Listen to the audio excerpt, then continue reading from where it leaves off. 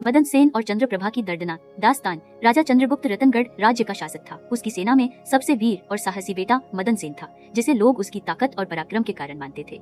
मदन सेन की पत्नी चंद्रप्रभा थी, जो अपने सुंदरता और नृत्य कला के लिए प्रसिद्ध थी। दोनों का प्रेम गहरा था, लेकिन नियति उनके लिए कुछ और ही रच चुकी थी। एक दिन राजा ने मदन सेन को कुछ गलतफहमियों के कारण 12 वर्षों के लिए राज्य से निष्कासित कर दिया। यह सुनकर चंद्रप्रभा दुखी हो गई और मदन सेन के साथ वन में रहने का संकल्प लिया। जंगल में कठिनाइयों का सामना करते हुए दोनों ने जीवन बिताया, लेकिन एक रात एक भयावह घटना घटी।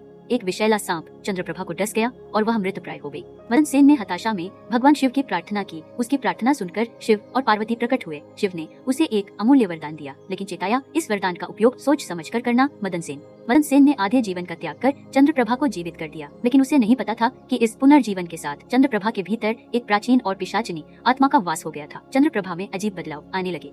जादू, मोहिनी चंद्रप्रभा और मदन सेन दोनों आगे बढ़ते गए और एक नगर में पहुंचे। नगर में एक युवा साधु फकीर ने चंद्रप्रभा को देखा और वह उसके सौंदर्य पर मोहित हो गया। वह एक तांत्रिक था जो अपने मोहिनी जादू से चंद्रप्रभा को वश में कर सकता था।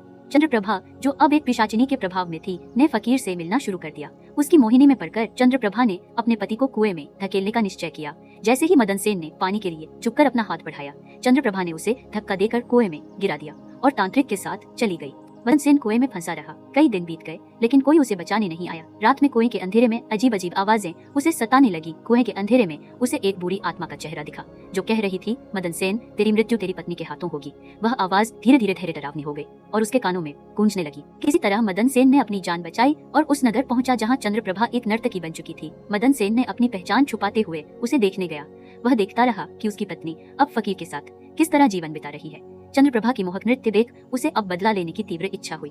मदन सेन ने राजा के सामने अपनी पहचान प्रकट कर दी। राजा ने चंद्रप्रभा को बुलाया और सच्चाई पूछी। चंद्रप्रभा डर के मारे कांपने लगी और स्वीकार किया कि वह अब मदन सेन की पत्नी नहीं रही। राजा ने चंद्रप्रभा को कुएं में धकेलकर सजा देने का आदेश दिया। कुएं में गिरते ही चंद्रप्रभा की खौफनाक चीखें जंगल में गूंज उठी और उसकी आत्मा उसी पुराने आत्मा के साथ विलीन हो गई, जिसने मदन सेन को चेताया था।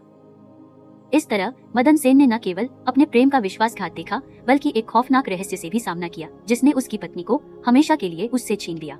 Thanks for watching this video. Please like, comments, share and subscribe now.